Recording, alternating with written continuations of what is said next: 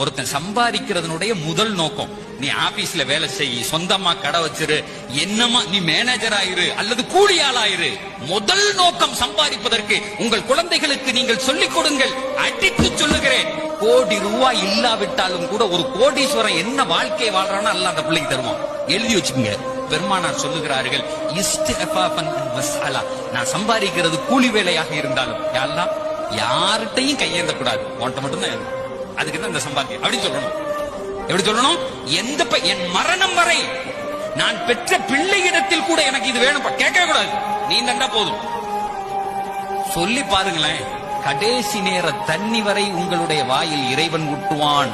நல்லா ஒண்ணு புரிஞ்சுக்குங்க, நீங்க வச்சிருக்க காசுகளும் படிப்பையும் கொண்டு இந்த உலகத்துல வாழ முடியாது. அல்லாஹ் நாடணும். கோடி ரூபாய் இருக்கவன் கூட ஏதாவது ஒரு நோயில இழுத்து பட்டு செத்து போறான். அந்த பணம் பயன்படவே பயன்படாது, அந்த அறிவு பயன்படவே பயன்படாது. இந்த உலகத்தில் எதுவாக இருந்தாலும் இறைவன் நாடும். எத்தனையோ பேர் ஏழையா இருப்பான், 4 கமர் இருக்கும், கட்டி கொடுத்துருவான். குவைத்துல ஆயில் கம்பெனில மேனேஜரா இருக்கேன், ஆனா இங்க பார்த்தா ஒரு வீடு கட்ட முடியலங்கிறான். என் பிள்ளைய படிக்க வச்சு ஒழுங்கா கட்டி கொடுக்க முடியலங்கிறான். வித்தியாசம் இருக்கு சார். எவனிடத்திலும் வாழ்க்கையில் கையேந்தி விடக்கூடாது. இறைவனே என்னுடைய